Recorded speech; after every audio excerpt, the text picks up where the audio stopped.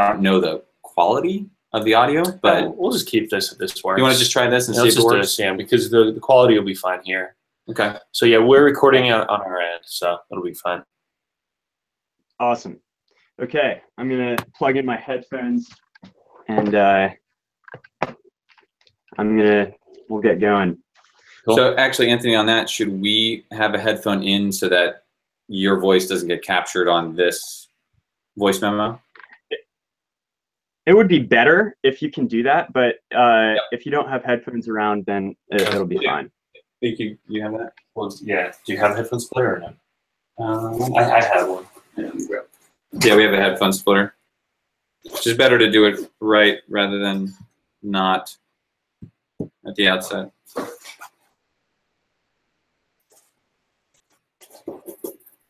You have one, Tommy? I thought I had one in my bag.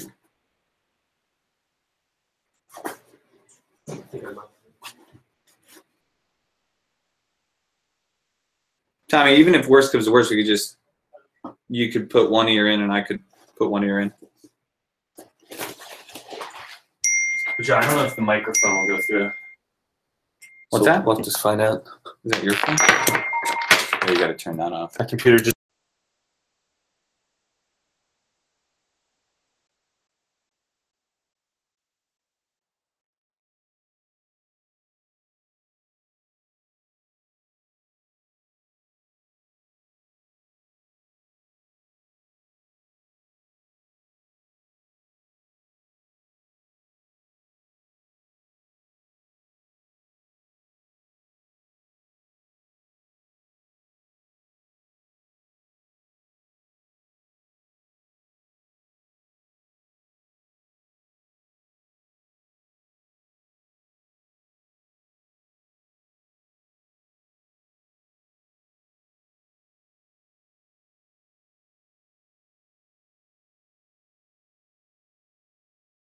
This is so we can hear him. Right. And then...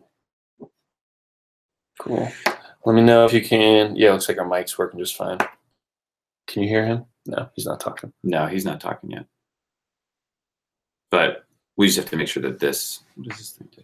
No. Play it once we start talking. You can turn off. Yeah, so go ahead and talk. It's fine. It works. It works, it works, it works. Just delete it. Do. Anthony's just watching us talk to ourselves. Of course he is.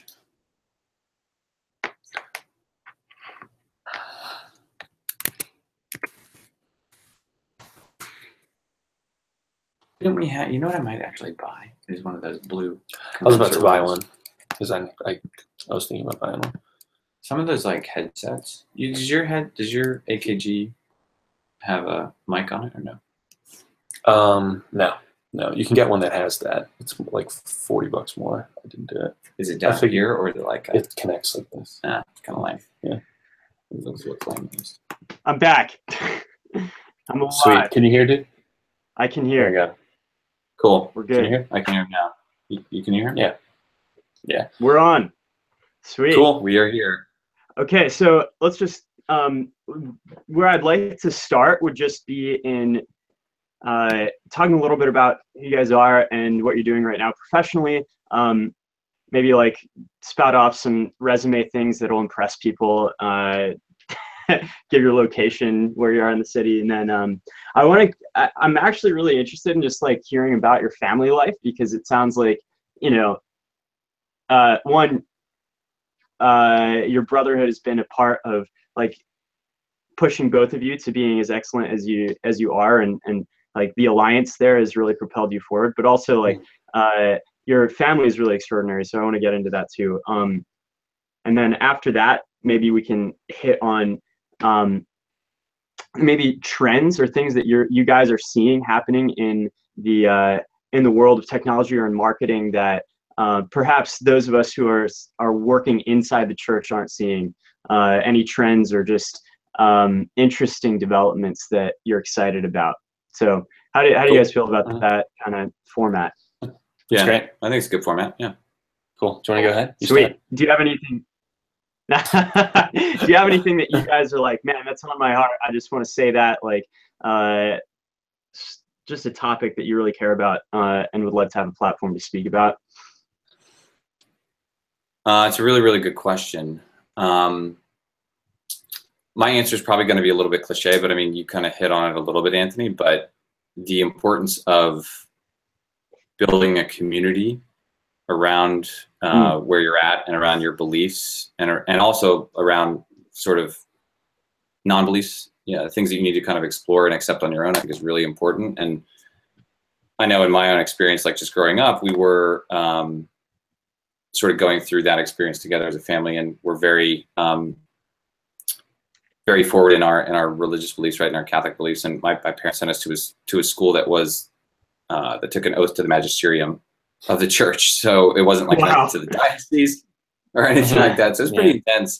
But the only reason why I said that is because I think that there is a huge importance on building a community around you, and we'll get into some sort of different moments throughout our lives that have kind of really impacted that. So that's probably one thing that I'll highlight it quite a bit about. Building community. That's interesting. That's awesome. Yeah. Tommy, what about you? I am just really happy that the Catholic creative community exists, and how I'll suddenly see, like, in my Facebook thread, like so-and-so just posted on Catholic Creatives. I'm like, I didn't know he was a creative and we're friends. You know what I mean? So just small things like that I think are pretty cool. And just kind of, we alluded to it before the interview actually started, was like the first thing we wanted to do is like fix our parish website. When we got started, we're like, this is so bad, this could be so much better. So kind of like joining our faith with like our professional work has always been a pretty big passion of mine. So yeah. Sweet. Okay, well, let's get started then. Let's dive in. So guys, welcome to the Catholic Creatives Podcast. We have some incredible guests with us today. The brothers who are the movers and shakers out there in Virginia/DC, Joe and Tommy Marshall. Both of them were giving presentations, workshops at the summit. So they're speakers, and they're here on the podcast to basically talk a lot about cool shit. I'm excited to have you guys on. It was a good intro, guys. Thanks, Anthony. Thanks for having us, Anthony. Yeah, we're excited to be part of it, and hopefully we will enlighten some of our fellow Catholic creatives and contribute. So there's so much to share. So much. Yeah. So much to share, indeed. So tell me about you guys. Who are you? What are you doing right now? What's going on? And where are you in the country? We're in the same apartment. Actually, we're in my wife's apartment at the moment right now. So yeah, we're in Falls Church, Virginia, both of us. Joey lives like 8 minutes down the road with his wife Monica. But yeah, so yeah, we're in Northern Virginia. I'm 29. I've been doing web development since as long as I can remember. I worked at an agency before the company that I'm at now. The company I'm at right now is called Medallia. And if you search your email for Medallia, you have a bunch of our emails, no doubt. Our clients are like Capital One, Airbnb, and Apple and all that stuff. And we're basically a glorified customer survey. So maybe you don't fill out that survey, but a ton of people that stay at Hilton's and Marriott's do. And we'll help figure out, like, hey, what's wrong with, this hotel chain? Why are these ones succeeding, these ones failing? And kind of help float up that knowledge to like execs and managers and regional directors and all that stuff to be like, hey, these stores are doing well. Why? And sometimes it's just something as small as, hey, they have new bathroom mats, that don't slip. And so we'll be able to like basically parse all those surveys, like I said, present them in a meaningful way to stakeholders, and let them do some pretty cool stuff with that data. So it's a pretty big company. It's headquartered in San Mateo, California, but they just opened up a new branch over here in Tyson's Corner, Virginia, which is where I work. So I'm just basically writing code all day, JavaScript. Yeah, that's amazing. And that was Tommy, by the way, for those of you who that is my name. Can't recognize their voices. Hello, everybody. This is Joe. I was Joey. My name has changed. It's kind of one of those funny names as you age. I actually think you get 3 names if you're named Joe, right? Or Joey as a kid, Joe when you're an adult, and then probably Grandpa Joe or Grandpa Joseph, right? As you near grandpa years. So I'm it's great. I could be 3 different people and 3 very different chapters of my life. So my brother looking forward to the grandpa years, man. Yeah. Yeah, go ahead. Actually, I'll tell Yeah. you. So my journey is, I would say, a little less linear than Tommy's. He and I both started a web development agency just out of college, like kind of midway through college, right after high school, a little bit. And that was when Joey changed his name to Joe. He Right. tried to change my name to Tom, and it never stuck. Right. I was thinking, if I'm gonna have a business card, I want to say, hey, it's Joey. It's like Here's Joe and Tom. Joe and Tom. And I was like, it says Tom, just call me Tommy. So whatever. Yeah. So we sort of started that, ran it out of our parents' house, out of an attic. Actually, that Tommy and I both shared a room in that respect, and it was very, very funny because I think actually at one point you had your own room, but we just slept in there. Yeah. So we just woke up and started working. That was our life. Exactly. So Joey and I are the youngest of 5. So we shared a room our whole life. So by the time like my sister moved out, it was like, hey, I have my own room. I was like, I'm already used to hanging out in here. I'll probably just move my clothes, but I'll just keep sleeping in here. Yeah. So we kept doing that. But yeah, it was long story short, I was more of, I would say, the business end, more of the graphics, creative end of that arm, and I kind of took that and used it throughout different positions. So I was sort of a section editor of a paintball magazine. I would run around the U.S. taking pictures of paintball players and writing about them. And Tommy did a ton of the web stuff for that company as well. And then we sort of parlay a lot of that into back into the web business. And so from there, I've done different things like in politics, where I'm a field coordinator, volunteer outreach and coordinator, and to most recently sort of always being involved in marketing and being specifically now involved in marketing and product management. So helping companies scale their operations through building software in a very insightful way. So, wow, that's quite the pedigree. You guys are you guys are quite a team. So like now you're actually not working together professionally in the same agency anymore. How are you guys still supporting each other as brothers? When Joey's lonely, I'll invite him over, pretty much. No. We'll shoot ideas off of each other all the time. Anytime one of my friends comes to me and is like, hey, I have this cool idea, I'll like pull Joey in. My friends know that at this point. Just because Joey likes coming up with ideas, and we're just able to like cut through the cruft much more quickly and be more frank with each other. Like, no, it's not a good idea. That's not going to work. Which is really useful if it's like, hey, we only have an hour to hang out. Let's not waste time. So I would say we support each other like that. We support each other as brothers in a typical way, I guess. Like, hey, are you working out? Hey, you look a little bit fat. You should probably start working out. Like, you should eat less. Yeah, but I just love brownies, so I'll never stop. But yeah, I would say that's like kind of the professional way we still do. So we'll still pair up on ideas. We always have 1 or 2 ideas that are always in development. Just like fun creative stuff. Yeah, and I would say, just to kind of piggyback off of what Tommy said, not to jump too deep into the history of it, but basically when we did our web business for a while and we both figured out, hey, we're kind of hitting a plateau. Tommy, I've got to give a lot of credit to Tommy, because he took the initiative to say, I'm not learning what I can learn here anymore, and I'm kind of getting stagnant, so I need to go out and find something different. And he did, and it was absolutely great, and it really propelled me.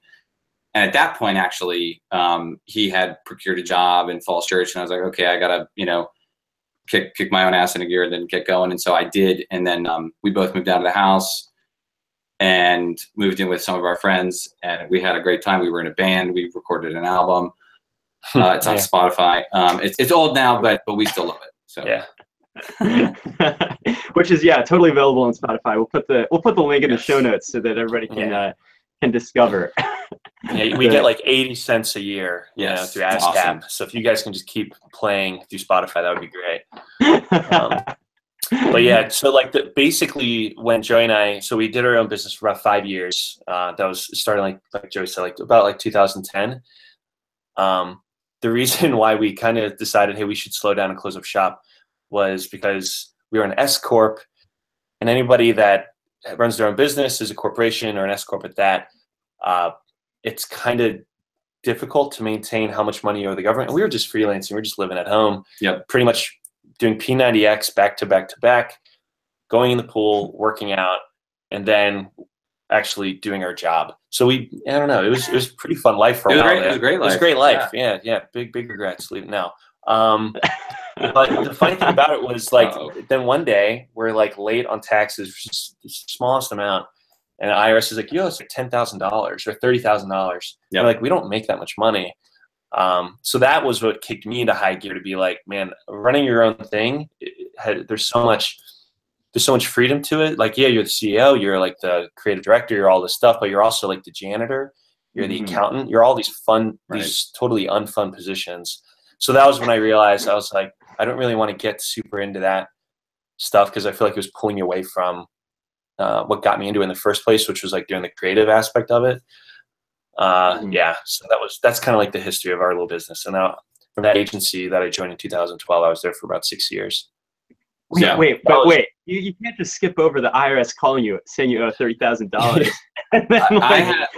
Yeah, we have a paper trail of BS given to us. Yeah, so that was a great learning moment in our lives, and in my life in particular. And here's a little bit of taxpayer advice. If anybody is running into any tax issues, every single congressman or congresswoman has a dedicated individual called a taxpayer advocate. So if you call them and you say, hey, I'm having trouble with this organization called the IRS, I need your help, they will basically do everything on your behalf. So they'll write your letters, they'll proof it, they act as your advocate, right? So it was great. And it still took like 10 months to resolve. Yeah, no, it took, it took a long time. But yeah, in the meantime, there were, like the initial thing, we had filed for an extension because I actually had a good friend at a former job whose dad was at the IRS, and he said, hey, little tip, don't file your taxes in April. Always file an extension and go in October because that's when the B team is in. So the A team is in April and they're looking for stuff, and it's just kind of funny. He was saying it in jest, but I'm sure there's a little bit of truth to that. So long story short, we filed our taxes, and it was about a month after the October deadline. And then they said, based on your shareholders in this month or whatever, and it was a really kind of suspect calculation. They said, you owe us like 12,000 something. And I was like, okay, I can't pay this. And the penalty kept going higher. The penalty kept going higher, right? So for more clarity, like we had like 30 shares in our company. It's totally arbitrary, the number of shares. Joey had 14, I had 14, my mom had 2. This is another business advice. If you're going into business with one other partner, it doesn't make sense for you to split it down the middle, because if there's ever a dispute, nothing happens. Right. So we met with our like small business person or whatever, and they're like, give like a share to your mom, and call her the CFO. And so we're like, okay. So that was what we did. So we never ran into a situation that we butted heads so hard that we need to pull in my mom to like break the vote. Yes. But it's like a really funny, interesting little business advice. Some people it may come in handy. Yeah. Yeah. In your bylaws. I love giving it to your mom though. Like, she's got the swing vote. Oh, that is amazing. Who would you choose? I don't know. Who do you love more, Mom? Exactly. Yeah. What do you do? I suspected she loved me more. That's why I put in the recommendation. So, but yeah, so IRS is fun. We told that story actually to Charles Canan at the Kathy Creatives thing. He's like, I got to do something on that. Yeah, it's like a movie on that. It's crazy. I will definitely use it if I ever run for office on how the IRS stifles small business. Literally put us out of business. Yeah. But yeah, that was for office. Yes. Yeah, that's a big if. That's a very, very big if. But it would be a great story, right? It's a great speech. So yeah. Wait. Okay. So going from giving shares to your mom as a part of like solving disputes in your business, obviously your dad is a politician and has been really involved in politics. Like, it's not a pretty extraordinary close upbringing. Could you talk a little bit about growing up in the Marshalls and what that was like? Yeah, for sure. You want to go ahead? Yeah, I'll say something real quick. So I think our story is not typical for like the children of like the son of a politician or whatever. I remember talking to some of my other friends, all the these delegates would get together, and I'd be talking to their friends, and they'd have no idea what position their dad held. Or I remember I was talking to somebody, and her dad was the governor of Virginia, and she was like, "So what does that mean?" And so, but she like just didn't know. So I was like, "Oh no!" So I think we were just super involved because we had just it's kind of a ragtag bunch of just this small family, not small family, 5 of us basically like licking envelopes. We're very much involved because everything was so grassroots. Yeah. I mean, growing up, I started sealing envelopes for my dad when I was 5, and I'm 31. So like, we've been doing this for a long period of time. And it was very much a labor of love for my dad. And actually our parents met at a pro-life rally. And my mom was suspect of my dad because he was a little bit older than she was, and she thought he was like a spy from the other side because he like bought her a beer, and I don't know, like maybe he was acting a little funny. I'm not quite sure, but I don't know. And then she said the next time she met him, he combed his hair and lost the glasses, and he looked a lot better. So right. Like, okay. My mom is shallow. Yeah, I was kidding. Have your mom be involved, and then comb your hair and remove your glasses. So, yeah, exactly, Jeff. Halfway there. Yeah. So. Growing up in a political household, you're right. I think Tommy's absolutely right. Like it wasn't typical. I mean, our parents were sort of built for it. Right when they got married, they started actually doing voter drives, and in the Arlington Catholic Diocese, all throughout the Northern Virginia area. They both worked in the office of the Archdiocese for like some type of voter outreach or whatever it was. Unfortunately, today you don't really see a lot of that. I think that our church and our parishes are very sort of scared hush hush politically, and so that's really unfortunate because there's very very good minded people that could be activated to vote and really kind of hopefully elect men and women and provide an example to kind of change our culture, right, in a very instructive way. So we knew our dad's positions. We helped him with a ton of stuff. It was where we would come up with some of his bill ideas. We were doing the website. We were doing all the, like, when other people were using these 10% payment processors, we were like, no, let's use like Stripe or something and like get the payment processor down to like 2.5%. Yeah. So we were just like forward thinking enough to build like nice designs and like do some accept donations in clever ways and stuff like that. And so we were able to push his social media stuff. And my dad to this day has no idea how any of that works. Even though he was on like the technology committee, I was like, oh no. So it's just kind of interesting. Like we were able to pretty quickly be like, oh, we could totally use these skills that we're like, harnessing on our own, on our free time. Because I went to school for economics and Joe went to school for marketing, which is close, but I was just like, oh, we can totally do this to help dad. So that was what we started doing. Yeah, and actually, funny side note, when we first made the website for dad, I can't remember the exact year, but it was early 90s. Early.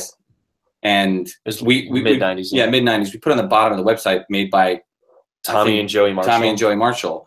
And then we had actually our first customer come from that. They called our house. They found us in the white pages. Found us in the white pages. They said, "Can you guys make websites for me?" We were like, "Wow, okay, great." We still keep in touch with that guy. I actually have him on a retainer right now still. So, yeah, wow, that's amazing.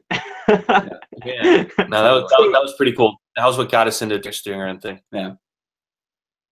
Wow. Yeah. So one of the things that you were talking about, Joe, was when I asked you about doing the podcast, and one of the things that you wanted to use this as a platform to talk about, you were talking about rallying communities around beliefs and how important that is. Could you talk a little bit about what you meant by that? And then also, after you do so, talk about how your family did that, rallying around beliefs. Yeah, that's a great question.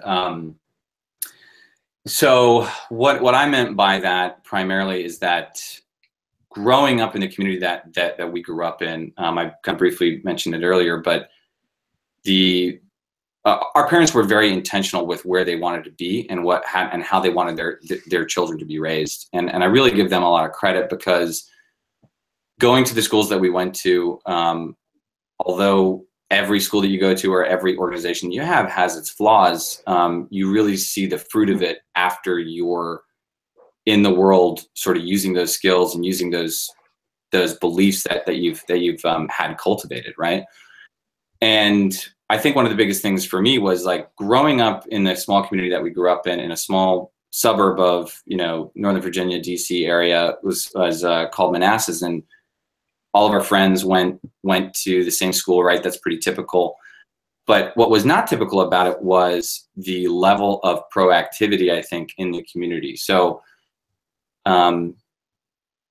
we were in a band, and all of our band members we all went to the same school, and most of us went to the same college, which was a local college, but we were all at least 2 or 3 years different in grades. And so one day after like a 5:30 mass or something like this on Saturday, we all saw each other. We said, hey, like, we're all in the area. Why don't we like get together and hang out, right? So that was kind of one example that I loved of the community aspect, that like it didn't really matter where you were or in this class or that class, but you knew you were from that community. So yeah, you knew it. You knew Yeah. it. And that was one aspect where the community kind of supported the fun element. So what do you mean by community? Like the community of the school, or like you're part of a covenant community or something? What? Yeah. So this school in particular, St. Elizabeth Ann Seton in Manassas, all of our different band members, we all went to a different, we were all in different grades. We all went to the same high school. Yeah, but the community stayed in the same area, and the community was the Seton community. Right. So, yeah. So it's a community built around this Gotcha. this school called St. Elizabeth Ann Seton, which was started by a great woman, Ann Carroll, who has had an amazing life and led a true Christian example. So building around that community. Yeah. Really so basically the community, we had access to, like, hey, like these are our friends. Like Joey was 2 grades above me. My sister was above Joey. So I could hit up any of them because we're small enough school to be like, hey, you're doing this thing. Hey, you're like good at like building these things. And basically there's a lot of like, just like interconnectedness within the Seton community. So like if my dad needed volunteers, he knew where he knew where to go. And if we wanted bandmates, then we knew where to go too. But it's kind of funny, when we decided to start playing, we weren't really intentional about it. We had the keys to Seton. At first we didn't. We were just going in right in the middle of the night. And then we realized, we should probably get their permission, right? So we started doing that. But the other funny thing about it was we were all like in the back of mass. I remember it was like 5:30 mass, and we're kind of maybe a little bit late, and maybe we'd leave a little bit early. And so we all saw each other back there. And we're like, oh man, like, yeah, we should probably jam, do something cool. And then we realized, hey, before we start jamming, since we're all at mass anyways, let's go ahead and do like say a rosary before we start jamming or something. So like it kind of started building us up, each of us up, like our prayer life. Right when we started our band. And so we proceeded to do jam like probably two nights a week, because we both freelanced. Another person was a full-time musician, and our other friend was taking care of a friend with muscular dystrophy. So all our hours, we'd start at 11 o'clock at night and stop at like 5 in the morning. It was pretty fun life for a while there. So I want to go back to just your mom and your dad. When the Marshall family was getting going, what did they do to build a community around beliefs? And could you give a couple like stories that how your family acted as that kind of community? I'll say the start it really quick. My parents moved to Manassas to be close to this high school when nobody was going to high school yet. So I was like, why would you do that? Like no one was going to high school for about 3 or 4 years. And then, but it's just kind of interesting. They were that forward thinking enough to do that. We also, because our parents met at a pro-life thing, that was always like front and center. Like, hey, like respect for life is a pretty cool thing. And then to get back into a little bit, I guess the political aspect of it, my dad was kind of really independent. So he necessitated having a really thick skin in order to get, to kind of, take the barrage of stuff that people would like accuse him of. What do you mean by independent? So he wouldn't go along to get along. That's like the first thing they told him when he walked in. They're like, you better learn to go along to get along. My dad was like, what the hell are you talking about? Like, I don't really answer to you. I answer to the people like my constituents.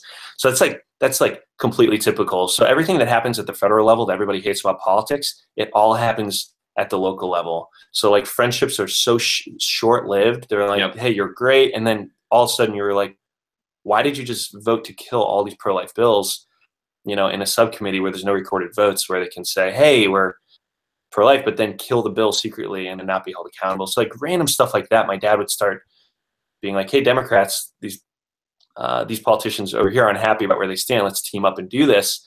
And so that would get a lot of people upset at my dad for trying to hold them accountable, just like that. So that was like a pretty typical example of us realizing like, hey, just always do the right thing. And if people are mad at you, you're probably doing something right.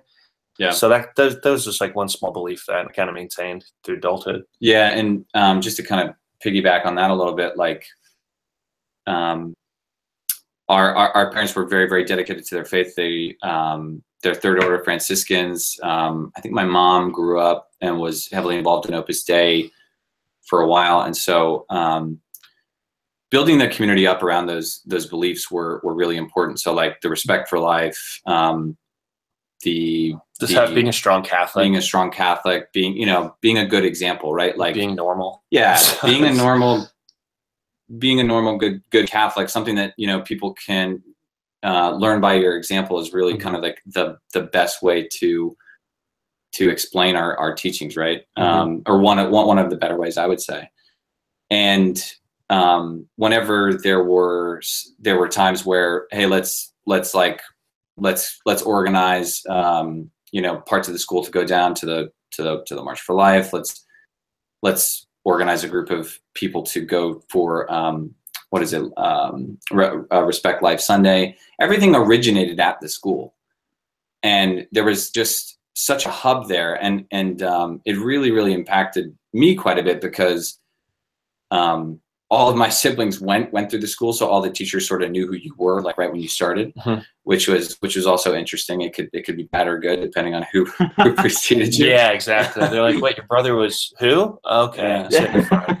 So that would happen. Yeah. It's like that's like, is that cool? So yeah.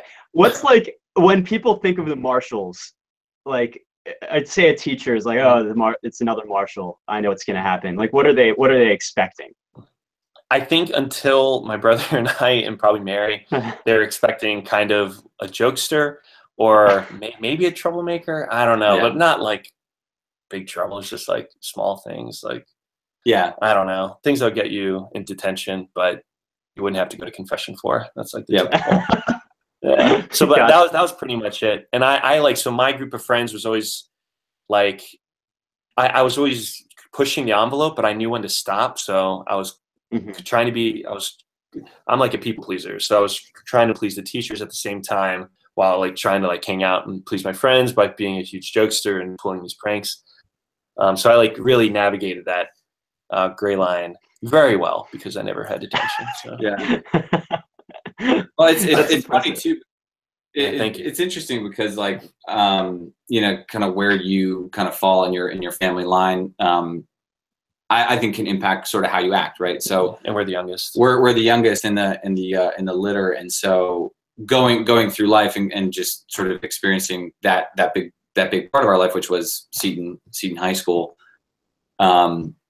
We would do things a little bit differently. Like I was part of the jazz band at Seton, and it was kind of brand new when it started. And I played drums, and I just sort of taught myself drums. I didn't have a ton of lessons, and I've developed many bad habits because of it, but it was a lot of fun. And building on that was really interesting because, you know, it wasn't something that my previous siblings had done. And so, you know, when you go into the school, you kind of have to have that in the back of your mind, but also think, okay, like how can I like blaze my own path? Yeah. So that was a lot of fun. It is interesting how much we're talking about our high school experience. Like I didn't not mean to do that. I was like, no. I became like formed after I graduated, like from college. That was where I got good at making websites and public speaking, doing all that stuff. So it's funny to harken back to Seton on that regard.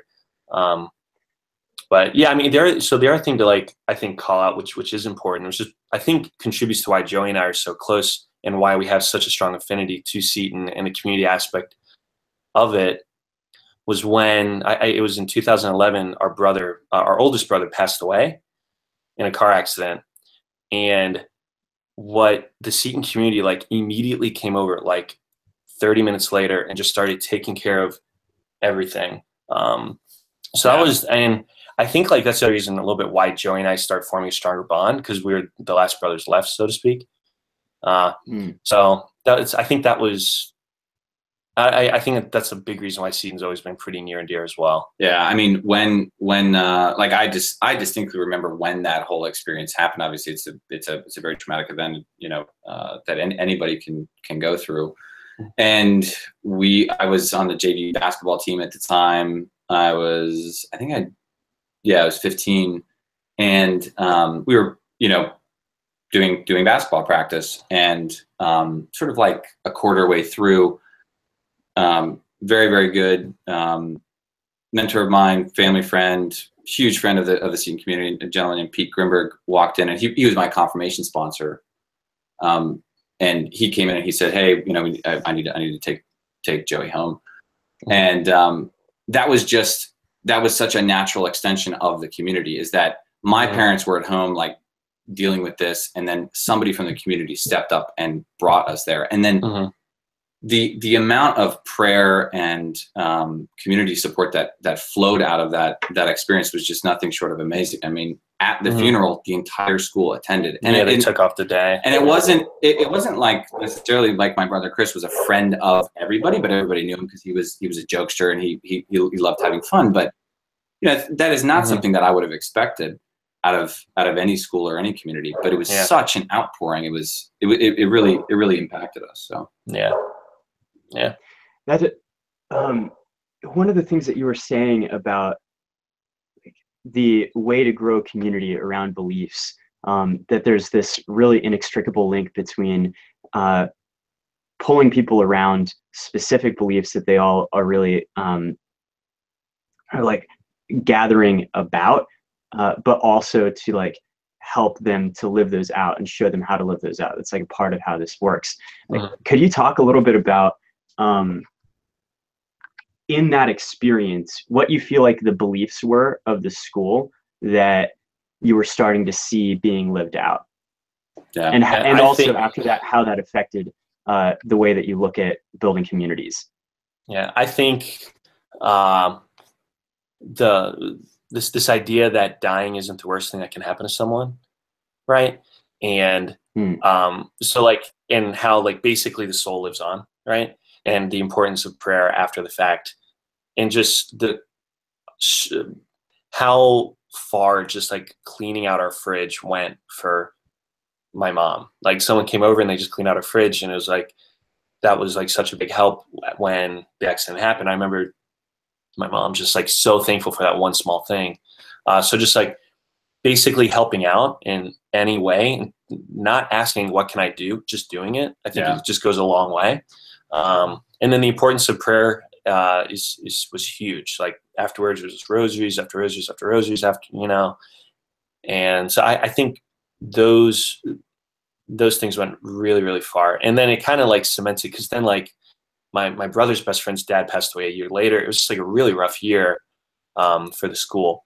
And I think just basically just being physically there and spiritually there ends up being emotionally there. Like sometimes I think people are trying to be direct about, hey, like talk to me about it one way or the other, and people can't just open up about that stuff.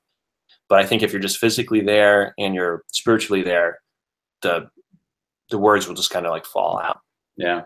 I mean, like, and specifically like with the beliefs around respect for life, it's, you know, our faith teaches us it's respect from conception to natural death, right? It's that entire life cycle that God has ordained. And that belief was very well acted out at Seton. There were pro-life groups. There were parts of the community that supported pro-life causes, pro-life candidates. There were the example of the school just really coming to embrace basically our tragedy and respect for that life and celebrating that life. And just like small, they ended up dedicating the school board to him, and his best friend that also passed away. They dedicated the scoreboard. The scoreboard. The scoreboard in the gym. So there's little bits and pieces of the community that, when you know about it, really makes you think, how can I be intentional with this community? Because there's a very clear example that individuals in the community sort of banded together and brought something forward. Yeah, and I think just the appreciation of being proactive. So we would put on a school play every year. It's always a great play. And like dads would just volunteer, show up, and they never did it before, but they were just good at, at woodworking. So there's organizing, lighting design, music. It's like amazing that stuff got done. It really is, to me, just like spontaneous order, right? So I used to use my econ degree in some regard now, but sure. Yeah, so I felt like the senior community, in particular our school, that it's like pretty much the definition of spontaneous order, also held together by duct tape. Yeah, because there's so many random little things that would break and duct tape. So, and just to highlight your other question, Anthony, really, like how has that impacted us now? It's really like, how do we extend those beliefs into our greater community, right? Like when you're outside of the community, it's a lot harder, right? You go to different sectors of the economy, of industries, of jobs and whatnot. And so how does that make how is it made real in your life? And so having that belief and that care for the individual, right? So as a Scrum Master, that I'm a certified Scrum Master. I barely use it right now at work, but I'm trying to do a ton of it. It's respect for the individual and respect for your team members. So taking that belief and extending it in a very Christian way, but also getting things done is really the most important way that I think I've been able to kind of extend some of those beliefs. Yeah, and keeping people accountable. Especially when you're just like working on a computer, it's so easy to get distracted. So just being like, hey, what did you get done? Like small things like that, which I think people can take the wrong way. But I don't know. That's the other thing. Like no one, everybody thinks they're right. So dying's not the worst thing that can happen to you. Everybody thinks they're right. Don't judge anybody. These are all like little small beliefs that when you start tying them all together, you realize like, oh yeah, you can start to live a pretty well-rounded life by just not pissing people off and not assuming the worst when they, say something back to you. It's just like, no, they're not, whatever. They think they're right. It's okay. So just work through it. Yeah. So just, I would say, that it's also, we keep bringing up pro-life things, a ton of other stuff. So like, we want there's like visiting like nursing homes, there's like helping out with juvenile detention centers and stuff like that. So we've been brainstorming other creative ideas like, hey, how can we help out these community, like the old people that live in our neighborhood? Like, what's the best way of like helping them out? Can we use our expertise in like tech and design to somehow help them out with whether like linking them up together with someone who's young to build a network to be like, hey, when it snows, make sure you shovel these people's driveways because they can't. Right. So we're always thinking about weird ways of applying it because I never wanted to like get rich owning a bar because I'm always like, someone that's like could be a vice, like so easily could be a pathway to that. But I feel like if you start doing something that's like just genuinely good, that's probably how you want to leave a lasting legacy and be remembered by. So I think that it's really interesting that you guys ended up in marketing because marketing in so many ways, especially if you're doing the strategic stuff or the branding and design, it's all about articulating beliefs in a way that builds a community, right? Like that's what everyone is trying to do with marketing. And when I guess when you're doing that, you get to see an organization, if you do it well, you get to see an organization go from something where it's just more top down and centralized to something that's much more owned collectively, because it's the belief itself that is like the organizing factor rather than the the founder or the organization's like hierarchy. So it sounds like in your school that was exactly how it was, that there was this collective ownership where everyone owned the mission and owned the beliefs, regardless of their like status or the place that they were in the school, whether they were students or teachers or part of the administration. And yeah, as I've been working on thinking through Catholic Creatives and thinking through, you know, what it can be in the future, and really trying to do all of that deeper soul searching, thing that I've just been like coming back to more and more and more has been like, to let go of trying to really control the community with the normal leadership and hierarchy and organizational structures that usually you see in organizations, especially non-for-profits, and rather than doing that, really doubling down on that creates this tribe. Let's let the tribe own that, and let that be the main organization for it. It's been hard to do, and I think has been really successful in the way that the thing has taken off. So I was wondering if you had anything to add to that, or insights that you I think a little bringing to seeing it grow. Sure. Yeah. I mean, I think a little bit falls in line with just like shipping something. So we say this all the time, like MVP, like minimum viable product. And I remember Joey and I built this app to remind a group of friends to do something at the same time. We called it sametime.co.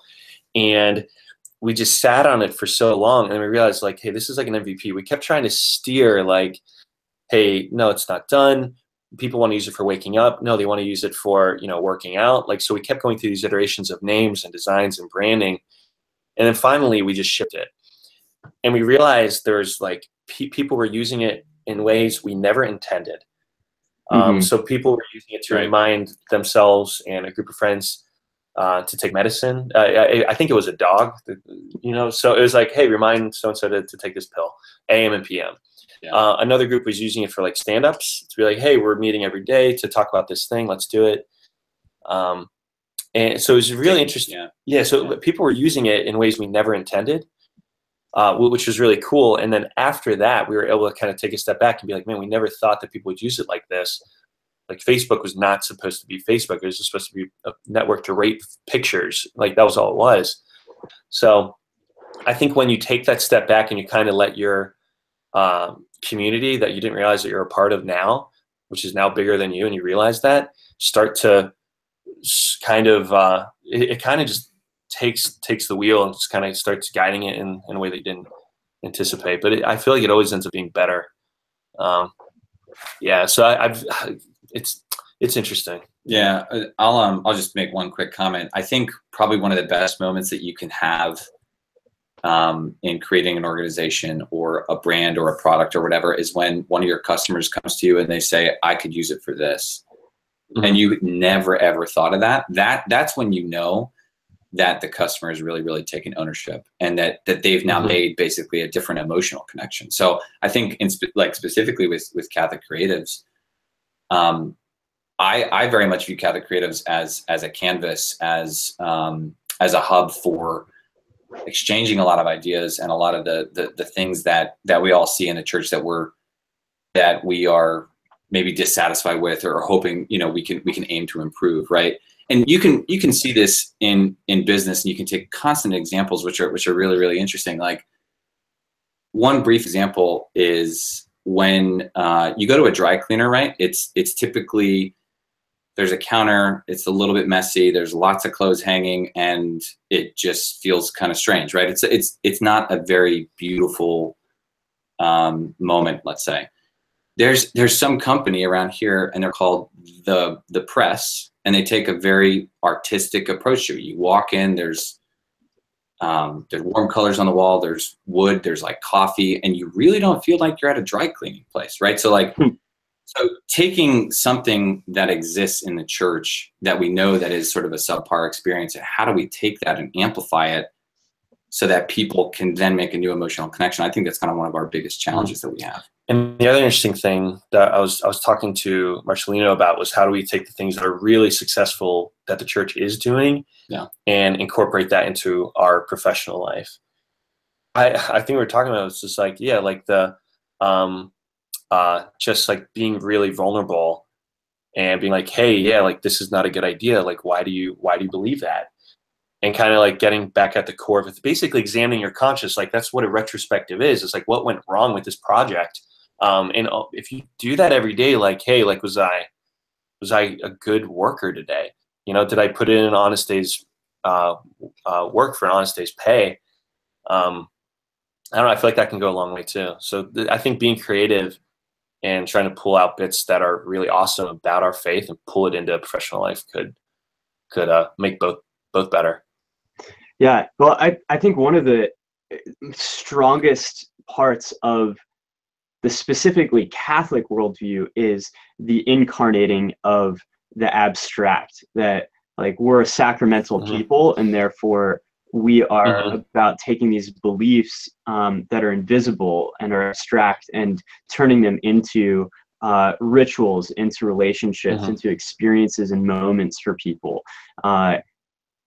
And that like worldview is, I think, so vital to and such a fertile soil for developing a model for building community in businesses. You know, like right now, you think about the CrossFits or the Soul Cycles or the Spartan races. What they're doing is they're building communities around moments and experiences that are incarnating a core belief about humanity that these organizations espouse, right? And they've been able to build an entire business structure that is like rock solid around having communities that are just rallying around those beliefs and incarnating them. And that's your tribe. So. Right. Yeah, it's tribe building. So one of the things that you guys have done a lot of has been brand consultation. I'm just wondering if you could tell us a couple of brands that you helped to, I guess, to re-articulate themselves in a way that they had a belief that turned into a, I guess, a real thing that was really important and beautiful. Sure. Yeah. So, so in the community, let me think. Yeah. One was, so I did this in college, and there's a small food pantry near us. It was for homeless people would show up and they get, breakfast, lunch, and dinner.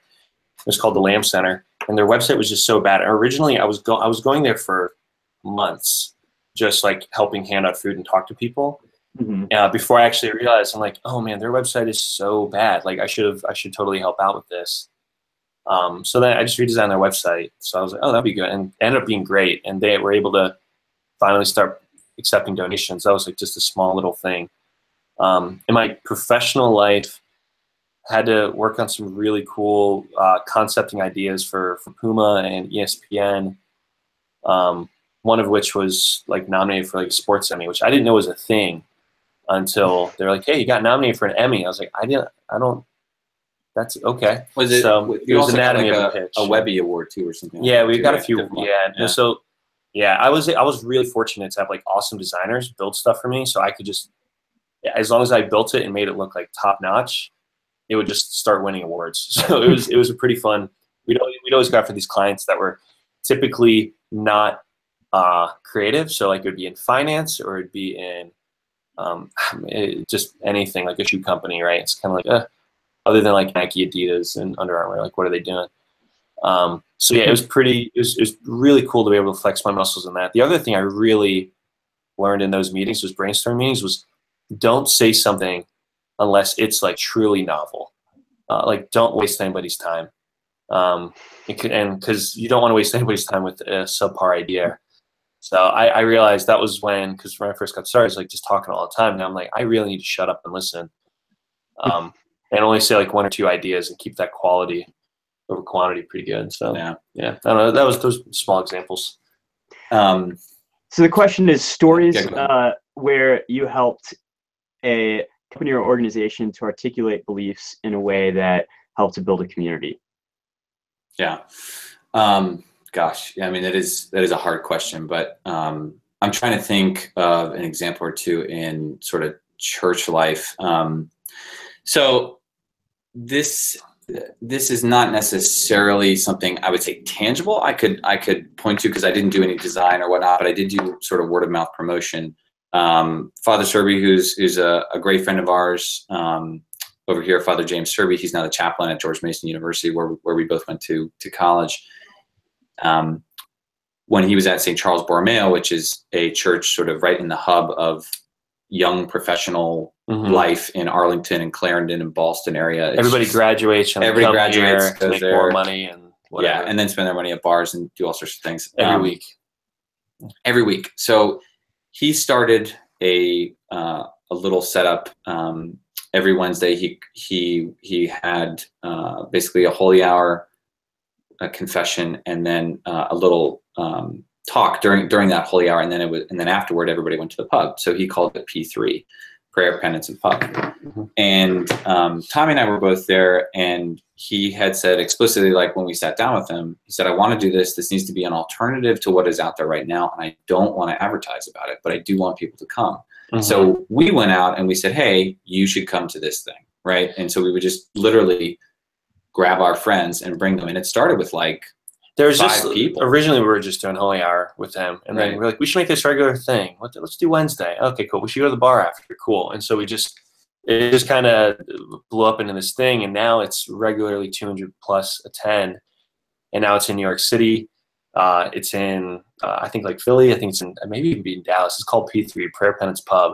It's the format, basically. It's the format, right? Yeah. So it's similar to it was similar to Theology on Tap, but it wasn't a good alternative. Because I feel like sometimes, yeah. Anyway, but yeah. So Theology on Tap sometimes brings out not the. Anyway, so it's kind of a socially awkward situation sometimes for some reason. Whatever. I'll tell you the reason. They stand up and they say, "Hey, go over there and shake hands with somebody." It's like, it's just. I don't want to. I don't like that person. That person hit on me. And I don't want to. It needs to be organic, right? Yeah. Which is kind of and that was the whole point of this. Yeah. So it really was like, and then we started measuring it. The last like 10 minutes before it was over, I would go in the back and I'd count every person there, and I would start throwing it into a Google sheet to track how are we actually making an impact, like numbers wise, how many people are showing up. So that was pretty cool, and that format's been replicated elsewhere. It's where you met your wife. And I happened to meet my wife out there, unintentionally, as everybody claims. But yeah, that was very intentionally. I heard you actually ran out, followed her to her car. That was So that was after we threw a huge party at our house. She showed up at like 1 a.m. for us, so she's clearly just party animal, right? So I was like, "Who's this girl showing up at 1 a.m.? Oh, it's my future wife. I should go ask her out." So followed her. Yeah, that was sort of. I thought it was dark and she needed someone, so I ran after her. She didn't know I was there, so it was probably creepy. So, but yeah, it worked out. I mean, we have a kid. So. Yeah, you have to check her diary later, see what her entry is in that day. Yeah. So that was sort of one example I would say of like into faith, and then I think it's a great example. Yeah, I mean, it's sometimes part of it. It's hard to think of some of these things that we make it like. I feel like you realize it when you die and everyone's giving your eulogy, and you're like, "Oh man, I didn't think those were big deals. What I was doing had that big of an impact." So it's kind of interesting. Hopefully, not everybody has to die in order to see that impact. But just one other moment in a former job that I was at, I basically rebranded the company. I rewrote our sort of mission statement, our service commitment language. I gathered a bunch of my teammates to repaint the entire back room and then print up our service language like on the wall. So it was something that was very pithy and something that was inspirational.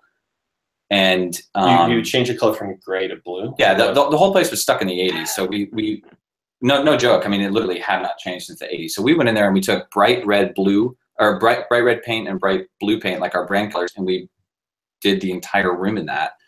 And it was so funny because everybody's like, "Why are you guys painting the walls?" I'm like, "Because this place needs to change, right?" And so a big part of that was creating a brand manual. So I made a brand manual, and I had senior leadership come up to me and say, "This makes me feel like I'm part of a real company." And this guy had been here for like 15 years, and I'm like, "I didn't expect that, but that was great." All you did was paint the wall. Yeah, it is. No, and I think so many of these lessons we're talking about, like I know we're talking about like books and stuff. Like so much of this was just like, like the Malcolm Gladwell books. It was like reading a ton of Seth Godin. It was listening to a bunch of like econ talks, which are podcasts, and just like kind of like taking his lessons and putting them out in the world. Exactly. Yeah. And that was all it was. Because most thing, as Steve Jobs said, it's like the moment you realize everything that's ever been done was done by somebody else that's no smarter than you. It's kind of like, oh yeah, like somebody else is. I can do this too. Most like laziness is the thing that's holding everybody back. So if you're just like show a little bit of initiative and actually like follow through on a thing, that's like so shocking for people. Yeah. So I feel like as creatives, this is like a bigger point I want to make, but like we get stuck by perfect being the enemy of the good. So we never ship something, or we never release something, or we never publicize something because we're just like, no, it's not done yet, or I'm afraid of how somebody's going to act. Like at a certain, you really should just push whatever it is in whatever state it's at right now and just publicize it. So if you're working on a book and it's not done, just print 10 copies. And at least that puts your foot in the sand as far as like, hey, now I'm actually doing something.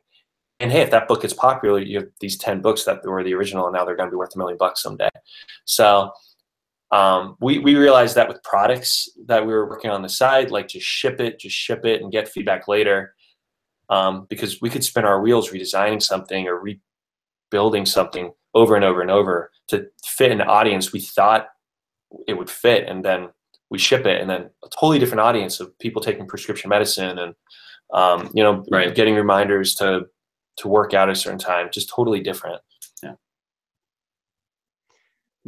So yeah, I think it's also interesting too that you, in moments where you're describing taking beliefs and turning them into an experience that builds a community, it's not always even though that you guys are very much into websites, there's these experiences that you've been trying to give to people, right? Like, for instance, with the P3, it was we want to give people an experience of organic community. Like that, organic was like really important part of that. So just inviting people directly and then tracking that was part of the way that you did it, rather than advertising. Or for instance, with the whole rebranding your company, word that you were articulating there, but even just like painting the walls, repainting the walls, such a small thing is making such a stark statement, because it's like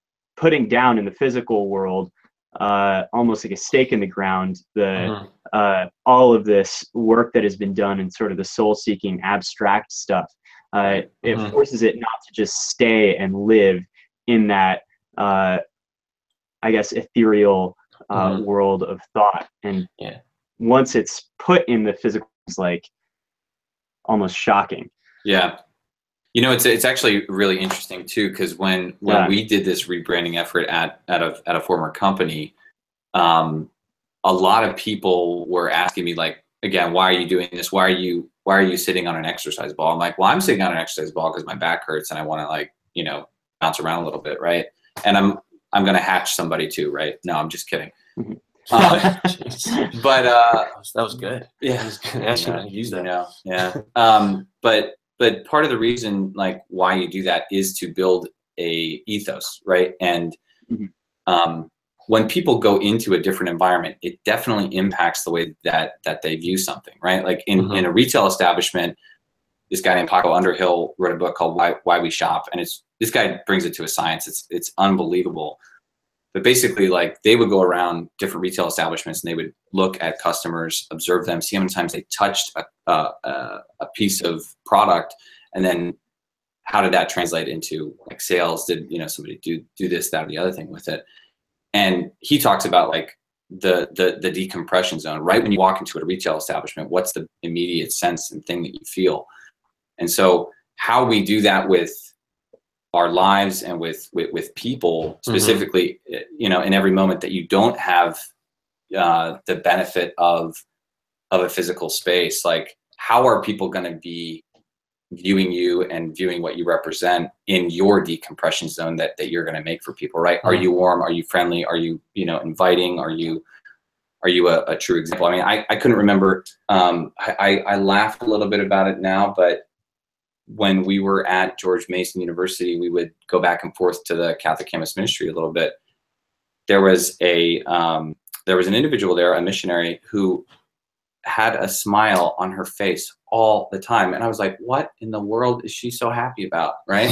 But you know what? It made an impact on me, and I knew what she was happy about, but it was just really, really compelling, because like when somebody makes themselves vulnerable in that way, or sharing that joy that they have in their life, it allows you to kind of then transform yourself, right? So yeah, and you don't know you're complacent about something until you see it in yourself, or you see an alternative, right? So I was thinking like that the one guy who's talking about touching the product, once you like touch it more than X times, you're more likely to buy it. So let's just focus on just getting people to want to like hold on to these products, because the more likely they hold on to it, the more likely they buy it. It's the same thing for Touchpoint, for like email things. The more likely like they open these emails, the more likely they are to buy something. It's just like a user flow. I was thinking like sometimes that's the transformation for the faith, where it's kind of like, you know, it's not because someone's saying a rosary, you know, every day or every other day, or going to mass, like daily mass more than once or twice. That's not why. Maybe that's not making them holy, but it's kind of like, hey, we noticed that holy people are more likely to do these things, barring other like cause and effect stuff going on. So it's kind of, I think C.S. Lewis talked about this, where you have this conversion from the outside in. So start doing these practices that you want to do, that you think will make you a good person, or make you better at your job, whether you like realize it deep down or not. And then kind of the conversion or the expertise will kind of flow from that. I think there's a lot of truth to that. Yeah. So. And also, God gave us a model, right? I mean, he started with 12 disciples, and he told stories. Yeah, we should do a lot of that. So yeah. I need 12 disciples. Right. We all.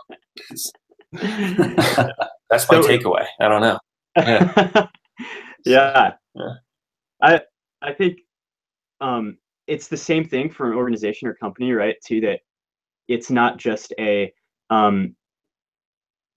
truth that holds true to someone's personal life. If you want to change something on the outside, and that'll work its way in, like paint the walls. That'll definitely work its way in. Exactly. But get a standing desk. You know. Yeah. There is something so beautiful about God's way of communicating, in that it's always about physical experience first, and that the second the spiritual kind of grace is conveyed through that physical experience. So one of the things that we've always been working on in our culture is like, how do we become more specific when we talk to people, in terms of conveying stories or experiences that are just more physical detail, more anecdotal, and same thing with like our brand and everything else. So anyway, I just appreciate the insight there, and I love what you guys are doing. How can people find you if they want to hear more about your lives, about branding, about your wisdom? Where do they go? So they could, I mean, we're members of the community, right? And on Facebook, we're on Twitter. I'm on like a million different profiles, but I'm actually in the process of revamping my own website. So that's not done, but you could certainly go there and just punch in your email if you want to hear more about our stuff. Community. Yeah. I'm on Twitter, obviously, just Tommy J. Marshall. Yeah, I'm pretty active like in the development community in the DC area. So I'm always looking for venues to speak about JavaScript stuff at, or other web or tech stuff. So I love hitting that stuff. I love talking to people. So if you send me a long email, I'll send you a long email back. So hit me up on Twitter. And they're both on the. You guys are both on the Catholic Creative Slack channel as well. We are. Yeah. Just like one of my favorite conversations, because for some reason all the developers are there. That's like the developer Catholic Creatives community. Like screw Facebook. We need each other. It just moves way too fast to do it on your own. The industry. So it's like yeah. Did you Your website done or no, Tommy? TommyJMarshall.com? No, it's just TommyJM.com. It's basically just my resume. So if anybody wants to see the stuff, so I have a bunch. I used to blog all the time at my previous company. So if you're in development or then you may have ended up at one of my blogs. So TommyJM.com. I have a few selected writings on there. Yeah, and I'm JoeRMarshall.com.